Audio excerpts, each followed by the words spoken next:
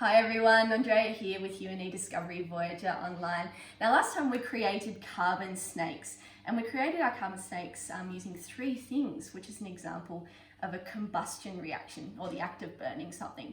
Those three things were oxygen, fuel, and a heat source. And we have our flame here, and sometimes when we make a combustion, always when we make a combustion reaction, we have what we call the fire triangle, and it involves those three things. So like our carbon snakes, we need a heat source, we need a fuel.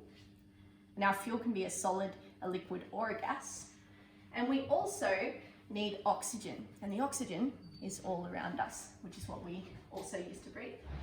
And you can see here that this is creating our fire triangle when we connect them together, just like that.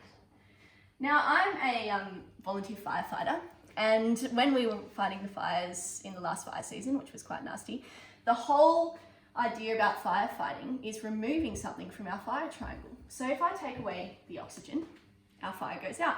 If we take away the heat, our fire goes out. If we take away our fuel, our fire goes out. And we've got a pretty cool experiment that we like to do at Discovery called the Whoosh bottle, and some of you might be familiar with it. And that is also a combustion reaction and relies on our fire triangle working together. Now this isn't one to try at home, this is just a fun one we like to show you, but I do need some protective equipment to help me on board here. So I'm going to put that on really quickly, bear with me. My lab coat,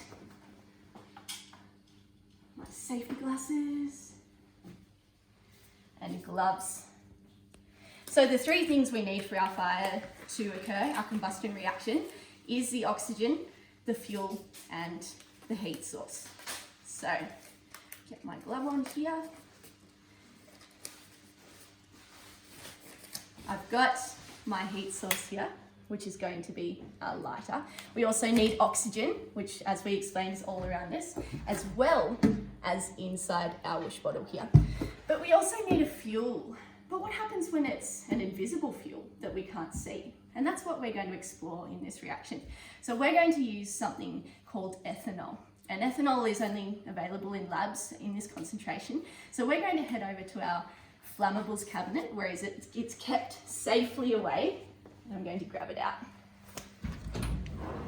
So here is our ethanol.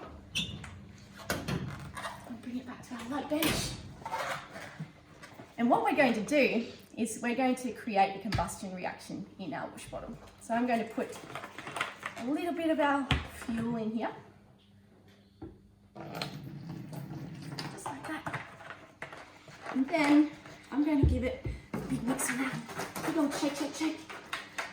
Now the aim is here, remember, we're trying to create an invisible fuel. And that's what happens, it's a volatile liquid, which means it easily turns from a liquid into gas. So our Whoosh bottle is beginning to fill with our invisible fuel. Warm it up a bit. Now I'm going to pour my excess into my beaker. Just like that.